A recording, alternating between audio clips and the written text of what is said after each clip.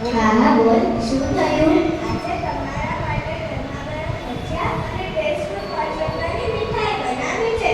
જરાક ચાખીને જો તો ખરા કેવી બની છે.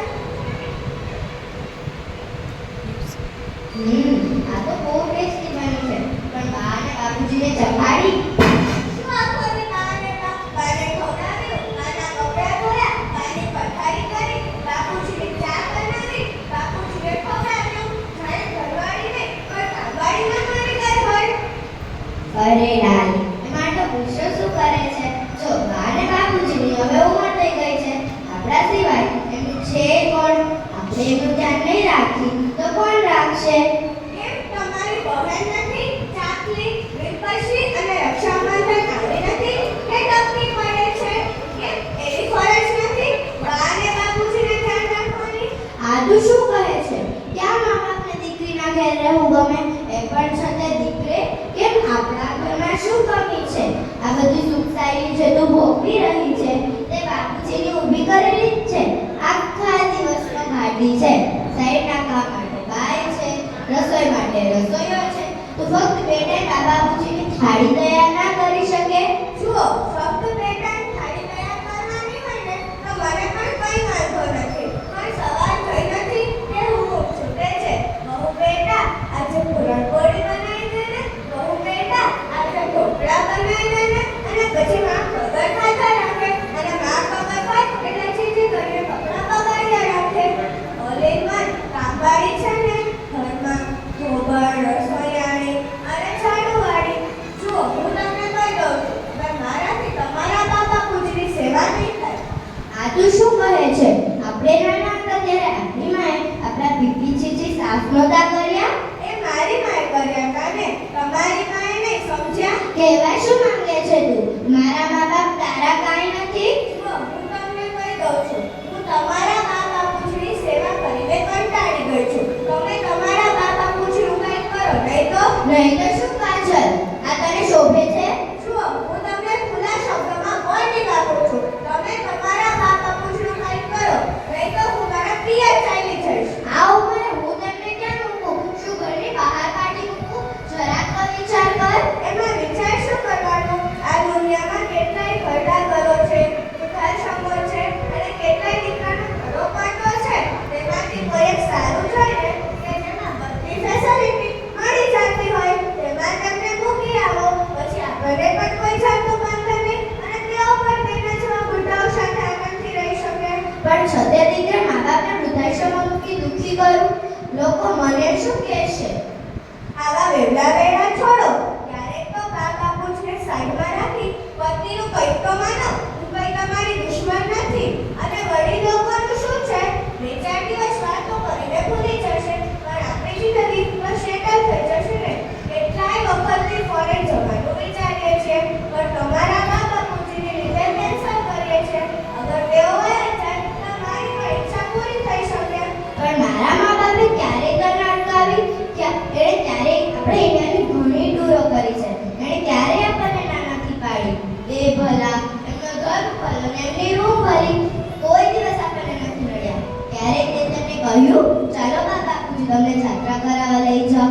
યાદ છે પેલો શ્રવણ એના આંધળા મા બાપને કાવડમાં બેસાડી જાત્રા કરાવી હતી? એ જમાનો ક્યાં ગયો ગયો? એ શ્રવણ મૂર્ખ હતો. આખી જિંદગી પોતાના મા બાપને લઈને ફર્યો. તેને કંઈ પણ મળ્યું ત્યારે બેપાકને થયો. હવે ફોરવર્ડનો જમાનો છે, કંઈ પણ સુધરો. કહેવા શું માંગે છે તું? ફક્ત એક જ વાત કે તમે તમારા બા બાપુજીને વૃદ્ધાશ્રમમાં મૂકી આવો. વળી આપણા ઘરમાં જગ્યાની કેટલી શોર્ટેજ છે. 4 બેડરૂમમાં કિચનમાં કોઈ મહેમાન આવે કે મારા પિયરથી કોઈ આવે તો તેમને ક્યાં રાખવા? અગર તમારા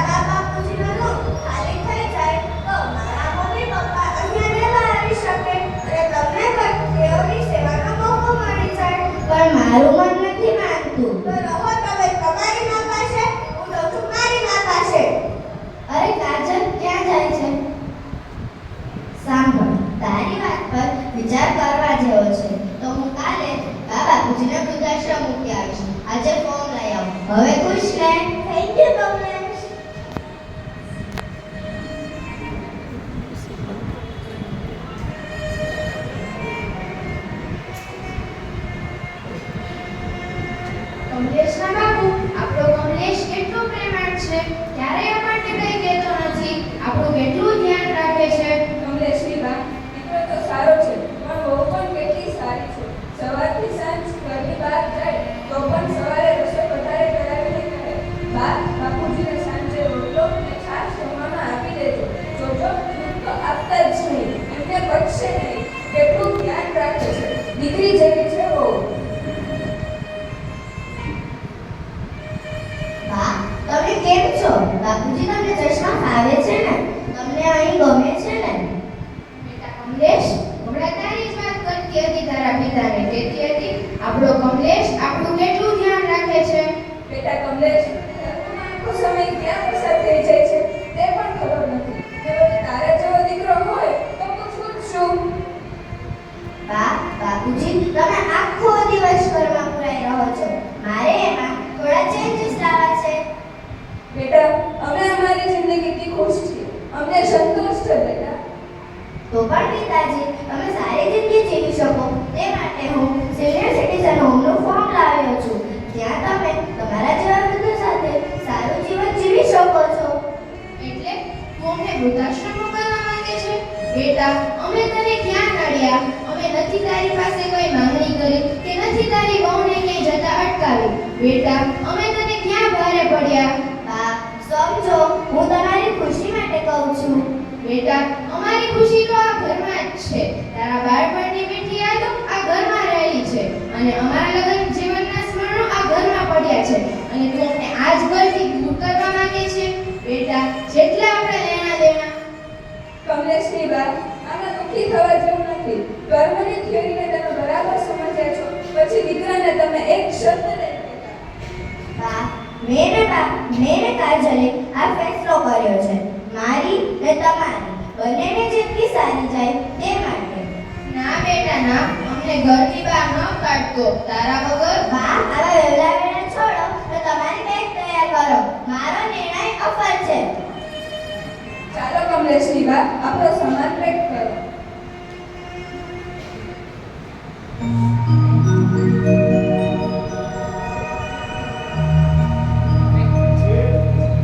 હલો.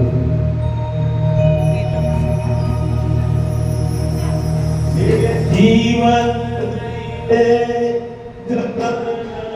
કર્યા લાડકોડ મુરારે કર્યા.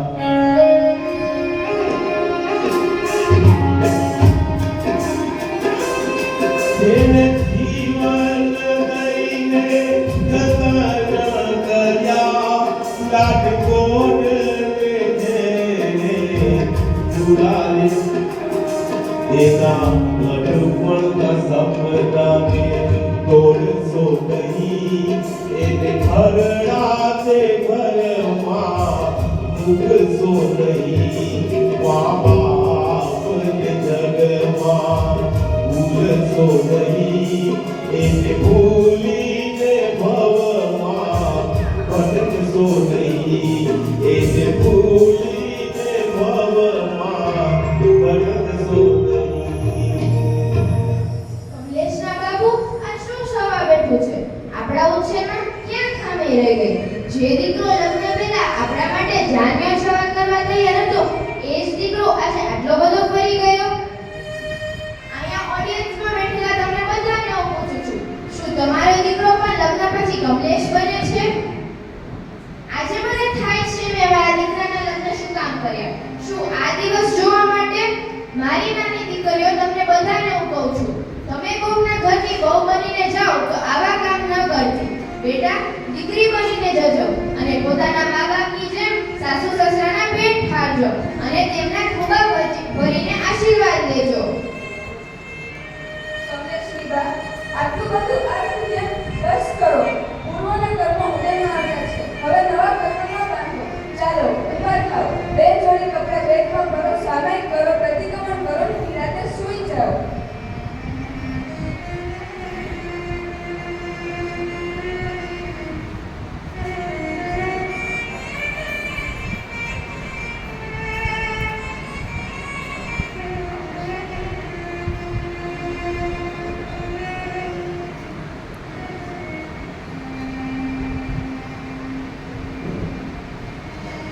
ચાલો પિતાજી, તૈયારી થઈ ગઈ? આ બેગ તૈયાર છે. બા, બધું યાદ કરીને લઈ લીધું ને? બેટા તારું ઘર સંભાળી લેજે. બે જોડી કપડાં સિવાય અમારે કશું નથી જોતું. બેટા આ સાચા અલિયાની લીધી મને મારા પિતાશ્રીએ આશીર્વાદ રૂપે આપી હતી. આજ હું પણ તને આશીર્વાદ રૂપે આપું છું. સદા સુખી રહેજે બેટા. ચાલો પિતાજી.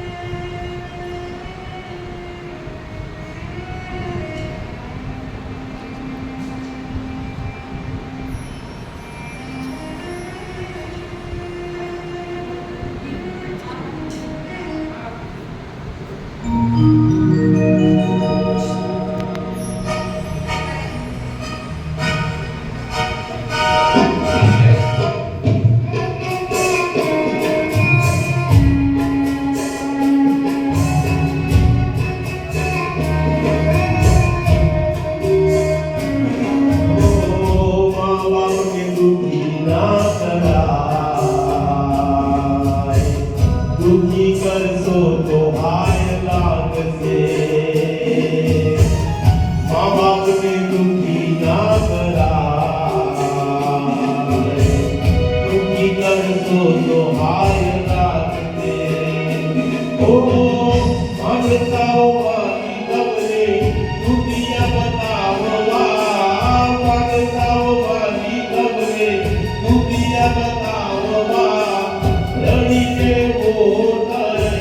તમને હસાવવા ઉપકારને દાદા ભૂલાય દુઃખી કરશો તો હાય લાગશે ઓ મા બાપને દુઃખી ના કરાય દુઃખી કરશો તો હાય લાગશે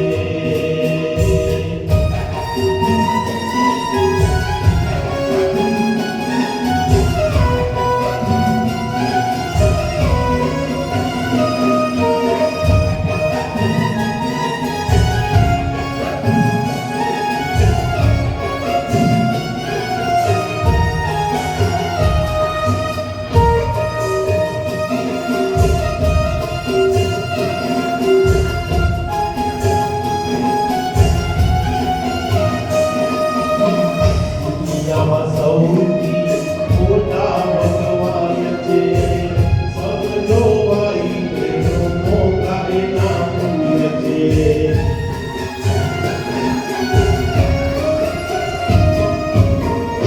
ઘરમાં તારા મા બાપ પૂજ્ય છે લોકો નહીં જાવું પણ ક્યાંય ક્યાંય સુખ છે લેવા નહીં જાવું પડે તારે ક્યાંય સુખ રે દુઃખ વેઠીને કબરે લાલ લડાવ્યા દુઃખ વેઠીને કબરે લાલ લડાવ્યા મીઠા અવગુણ આવડ ગોળાવ્યા રૂઢે કદી ના ભૂલાય દુઃખી કરશો તો હાય લાગશે ઓ મા બાપને દુઃખી ના કરાય દુઃખી કરશો તો હાય લાગશે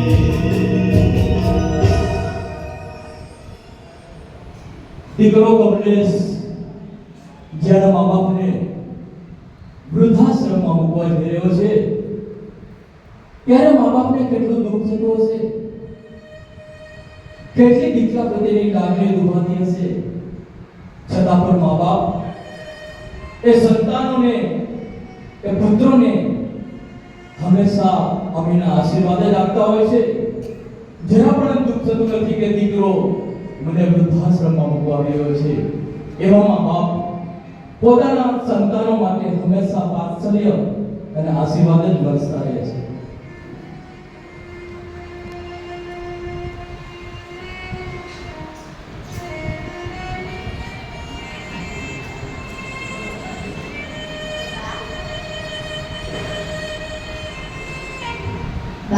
બાપુજી તમે અહીં બેસો હું તમારા વૃદ્ધાશ્રમની ફોર્મેલિટી પૂરી કરીને આવું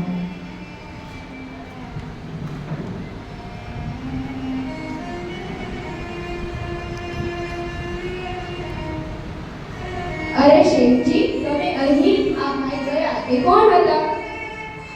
અરે બેન તમે મને ઓળખી ગયા આપણે ઘણા વર્ષ શકું, પરંતુ તમારી અફવાથી સુજેલી કેમ છે? બા, અભાઈ ગયા તે કોણ હતા? તમે અહીં કેમ આવ્યા છો?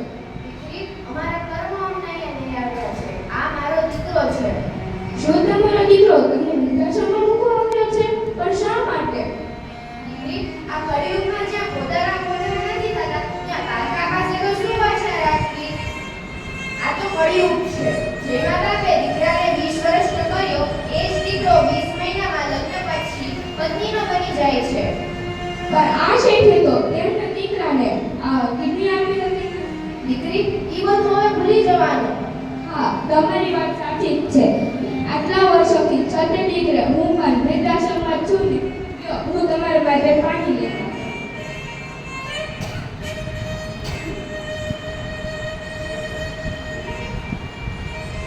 આંટી, તમે મારા બા બાપુજીને ઓળખો છો? હા ભાઈ, તારા બાપુજી 25 વર્ષ પહેલા આ આશ્રમમાં આવ્યા હતા. તું માત્ર 1 જ વર્ષનો હતો અને તું તારી બા પાસે હતો. ત્યારે બધાને તારા બાપુજી પ્રેમથી ખવાતા હતા. અચાનક તને લોહીની ઉલટી થઈ મૃત્યુ બેભાન થઈ ગયો. તરત જ તને આશ્રમના ડોક્ટરે તપાસ્યો અને કહ્યું કે તને અત્યારે બ્લડ ચડાવવું પડશે. અને ત્યારે તારી પાસે તને 3 બોટલ બ્લડ ચડાવ્યું હતું. પછી તું ભાનમાં તો આવ્યો. પછી તારા પિતાએ તને મોટા ડોક્ટર પાસે જઈને ચેકઅપ કર્યો. ત્યારે તેમને કહ્યું કે તને માત્ર 1 જ કિડની છે અને વારે વારે બ્લડનો પ્રોબ્લેમ થઈ શકે છે. ત્યારે તને તારા પિતાએ એક કિડની આપી હતી. આજે તું તારા માતા પિતાને એમના ઉપકાર ભરી તું આશ્રમમાં મૂકવા આવ્યો છે. બેટા, તને શરમ આવવી જોઈએ. તારા માતા પિતા ભગવાન છે. તારા આવ્યા પછી તેમણે ઘણા તરતા છાયા જોયા, છતાં તને ભણાવ્યો અને તેમનું એક જ લક્ષ્ય રહ્યું કે સુખી થાય. તારી માતા બ્લડ ડોનેટ કરી ઘણા વખત સુધી બીમાર રહી અને તારા પિતા પણ આજે 1 કિડની પર જીવી રહ્યા છે. આ હું શું સાંભળું છું? જે મા બાપે મારું આટલું ધ્યાન રાખ્યું, મને આટલું સાચવ્યું, એમને હું એમના ઘરમાંથી બહાર કાઢી વૃદ્ધાશ્રમમાં મૂકવા આવ્યો છું?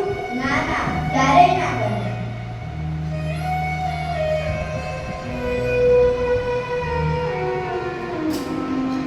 બાપુજી, મને માફ કરો. બા, તારા નાલાયક દીકરાને માફ કર કે તમે પાછા ઘરે ચાલો. हर बात को तुम भूलो भले, माँ बाप को मत भूलना. उपकार इनके लाखों हैं, ये बात को मत भूलना.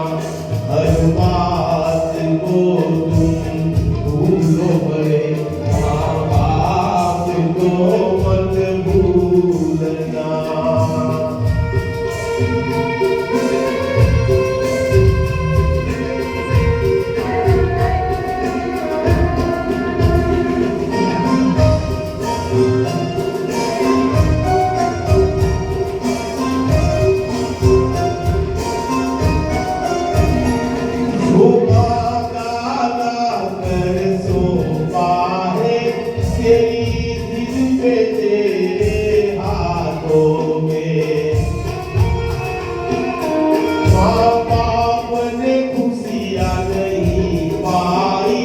कई रात गुजारी आंखों में,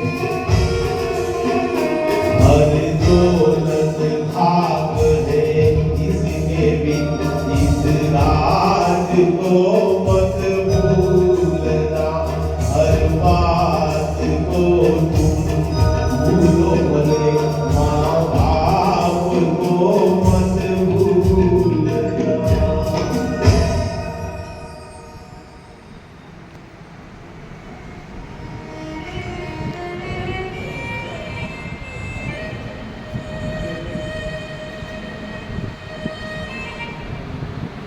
અરે, તમે આ બંને ડોસા ડોસીને પાછા લઈને ક્યાં આવ્યા? આ લોકો ત્યાં પણ ના સચવાયા? ખબરદાર છે જો એક શબ્દ પણ મારા મા બાપ આગળ બોલી છે તો તે લોકો અહીં જ રહેશે. તારે રહેવું હોય તો રહે, ને મારા મા બાપની સેવા કરવી પડશે.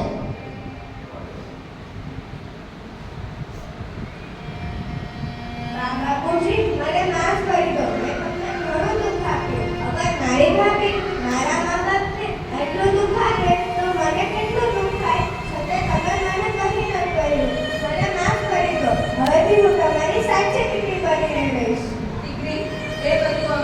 જા બેટા, આ ઘર તારું જ છે.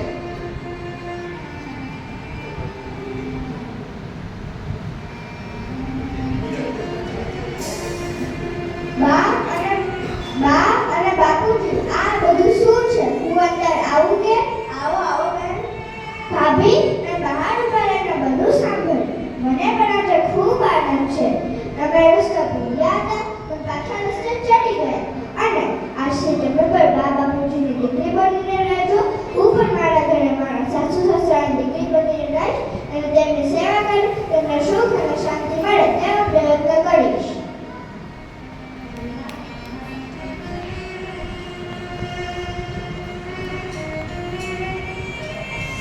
કાજલ, ઓ કાજલ, ઘરમાં છે કે નહીં? તૈયાર થઈ ગઈ? શોપિંગ પર જાવું છે કે નહીં? અરે બહેન, તું અહીંયા જો સાંભળી લે. હવેથી શોપિંગ એ બધું બંધ છે. ખાલી બા અને બાપુજીની સેવા એ જ શોપિંગ છે. કાજલ, તું અચાનક આટલી બદલાઈ કેમ ગઈ?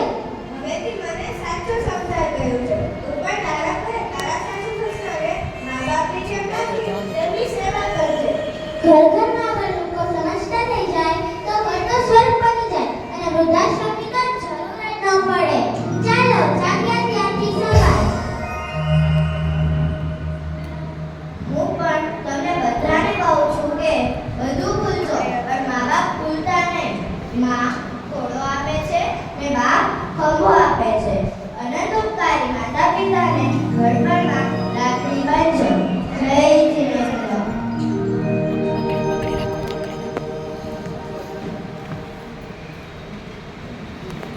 સુંદર મજાનું નાટિકા મા બાપને ભૂલશો નહીં. પ્રાચી આગળ પ્લોટ પોસ્ટ શાળાની આગળ જે શાળાની બાલિકાઓએ રજૂ કર્યો.